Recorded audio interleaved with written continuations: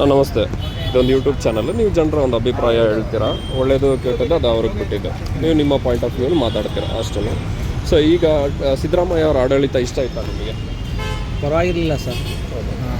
ಪರವಾಗಿಲ್ಲ ಅಂದರೆ ಏನೇನು ವಿಷಯ ಪರವಾಗಿರಲಿಲ್ಲ ಅವ್ರು ಮಾಡಿರೋದು? ಅದೇ ಇದು ಲೇಡೀಸ್ಗೆಲ್ಲ ಇದು ಫ್ರೀ ಉಚಿತವಾದ ಬಸ್ ಮಾಡಿದ್ರಲ್ಲ ಅದು.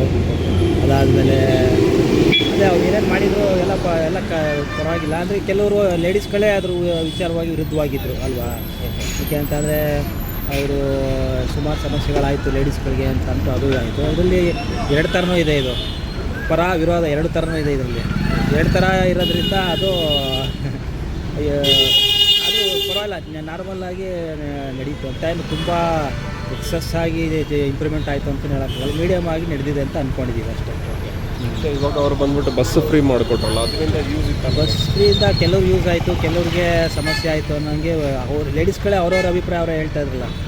ಲೇಡೀಸ್ಗಳೇನಂತ ಇದ್ರು ಕೆಲವರು, ನಮಗೆ ಬಸ್ ಫ್ರೀ ಇರೋದ್ರಿಂದ ಅಲ್ಲ, ಬಸ್ ಫ್ರೀ ಇರೋದ್ರಿಂದ ಸುಮಾರು ಇದಾಯಿತು, ಎಲ್ಲರೂ ಲೇಡೀಸ್ಗಳ ಬಂದು ಹೊರಗಡೆ ಓಡಾಡ್ಕೊಂಡು ಮಾಡಿಕೊಂಡು ಇದು ಮಾಡ್ತಾ ಇದ್ದಾರೆ ಅನ್ನೋದು. ಏನೋ ಅವರವರೇ ಲೇಡೀಸ್ಗಳೇ ಅವ್ರಿಗೇ ಇಷ್ಟ ಇಲ್ಲ ಆ ಥರ ಆಗಿದೆ. ಅಂದರೆ ಕೆಲ್ಸಕ್ಕೆ ಹೋಗೋರಿಗೆ ಸ್ವಲ್ಪ ಫ್ರೀ ಅನುಕೂಲ ಆಯಿತು. ಕೆಲ್ಸಕ್ಕೆ ಹೋಗೋರು ಅವರು ಇದು ಮಾಡಿದ್ರಲ್ಲ, ಈಗ ಅವ್ರಗಳಿಗೆ ಅನುಕೂಲ. ನನ್ನ ಅನಿಸಿಕೆ ಕೆಲ್ಸಕ್ಕೆ ಹೋಗೋರು ಆಮೇಲೆ ಇವ್ರುಗಳು ಯಾರು ಸ್ಟೂಡೆಂಟ್ಸ್ಗಳು ಇಂಥವ್ರಿಗೆ ಮಾಡಿದರೆ ಸ್ವಲ್ಪ ಅದು ಉತ್ತಮವಾಗಿರೋದು, ಒಂದು ಪ್ರೋತ್ಸಾಹ ಸಿಕ್ಕಿರೋದು. ಕೆಲ್ಸಕ್ಕೆ ಹೋಗೋದಾಗಿದ್ದರೆ ಲೇಡೀಸ್ಗಳಿಗೆ ಒಂದು ಪ್ರೋತ್ಸಾಹ ಸಿಕ್ಕಂಗಾಗಿರೋದು ಅಲ್ವಾ. ಹಾಂ, ಅವ್ರಿಗೆ ಅದೇಳ್ತು ಈ ಬಾಕಿಯವ್ರು ಮಾಡಿದ್ದು ಒಂದು ಅದು ಪರವಾಗಿಲ್ಲ. ಬಟ್ ಅದಕ್ಕೆ ಒಂದು 50% ಅವ್ರಿಗೆ ಕನ್ಸೆಷನ್ ಕೊಟ್ಟಿದ್ರೆ ಸಾಕಾಗಿತ್ತು. ಕೆಲ್ಸಕ್ಕೆ ಹೋಗೋರಿಗೆ ಫುಲ್ ಪರ್ಸೆಂಟೇಜು.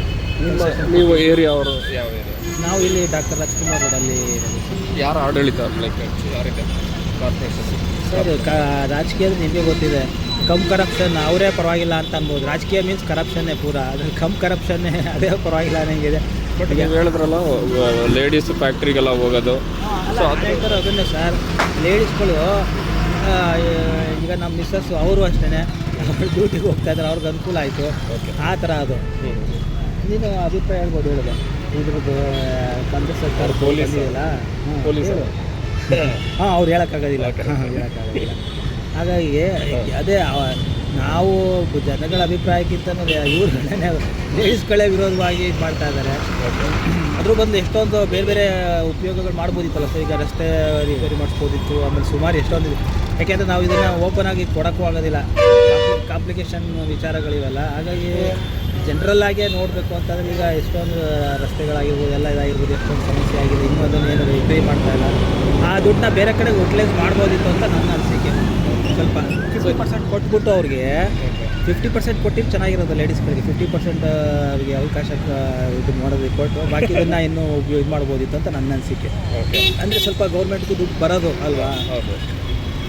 ಈಗ ಡಿ.ಕೆ. ಶಿವಕುಮಾರ್ ಅವರು ಬಂದರೆ ಲೈಕ್ ಏನೆಲ್ಲ ಉಪಯೋಗ ಸರ್? ನಮಗೆ ಅವ್ರು ಏನು ಮಾಡ್ತಾರೆ ಅಂತ ನಮ್ಗೆ ಗೊತ್ತಿಲ್ಲ. ಬಟ್ ಏನಪ್ಪ ಅಂತಂದರೆ ಈಗ ಅಟ್ ಪ್ರೆಸೆಂಟ್ ಏನೋ 2-3 ದಿವಸದಿಂದ ಕೆಲವೊಂದೆಲ್ಲ ಸಿಸ್ಟಮ್ಗಳು ಮಾಡ್ತಾಯಿದ್ದಾರೆ. ಈಗೇನೋ ಅಲ್ಲಿ ಆಫೀಸಲ್ಲೇ ಇನ್ ಟೈಮಿಗೆ ಬರಬೇಕು, ಔಟ್ ಟೈಮ್ಗೆ ಹೋಗ್ಬೇಕು, ಪರ್ಫೆಕ್ಟಾಗಿ ಬರಬೇಕು ಅಂತೇಳಿ ಅವರು ಇವತ್ತು ನೋಡಿದೆ ನಾನು.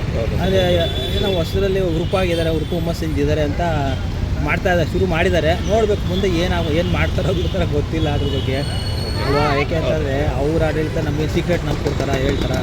ನಮ್ಮ ಅಭಿಪ್ರಾಯ ತಿಳಿಸ್ಬೋದು, ಹಿಂಗೆ ಮಾಡಿ ಅಂತ ಹೇಳ್ಬೋದು ಪಬ್ಲಿಕ್ ಅಷ್ಟೇ ಹೊರತು ಅವರು ನಮ್ಮ ಸೀಕ್ರೆಟ್ ಏನು, ಅವ್ರ ಸೀಕ್ರೆಟ್ ಏನು ಮಾಡ್ತಾರೆ, ಏನಿದೆ ಅಜೆಂಡ ಏನಿದೆ ಅಂದ್ಬಿಟ್ಟು ನಮಗೇನು ಹೇಳೋದಿಲ್ಲ ಅವರು ಅಲ್ವಾ. ಹಾಗಾಗಿ ನಾವು ಅದನ್ನು ಕನ್ಫರ್ಮಾಗಿ ಹೇಳೋಕ್ಕಾಗಲ್ಲ. ಮಾಡ್ಬೋದು ಅಂತ ಅಂದ್ಕೊಂಡಿದ್ದೀನಿ. ಅವರು ಸಿದ್ದರಾಮಯ್ಯವ್ರಿಗಿಂತನೂ ಸ್ವಲ್ಪ ಇದಾಗಿ ಮಾಡ್ಬೋದು. ಇಲ್ಲ ಸಿದ್ದರಾಮಯ್ಯ ಮಾಡಿರೋ ಅಂದರೆ ಮುಂದಕ್ಕೆ ಗೊತ್ತಾಗ್ಬೋದು ಸರ್, ಹೆಂಗೆ ಅಂತ ಹೇಳೋಕ್ಕಾಗಲ್ಲ ಸರ್. ಯಾಕೆ ನಾವು ಒಂದು ವಿಚಾರಗಳು ಕೊಟ್ಟಾಗ ಕಾಂಪ್ಲಿಕೇಶನ್ ಆಗ್ತಾವೆ ಕೆಲವೊಂದೆಲ್ಲ. ಹಾಗಾಗಿ ನಮಗೆ ಜನಗಳಿಗೆ ಒಳ್ಳೇದಾಗಬೇಕು ಅನ್ನೋದು ಒಂದು ಉದ್ದೇಶ ಅಷ್ಟೇ.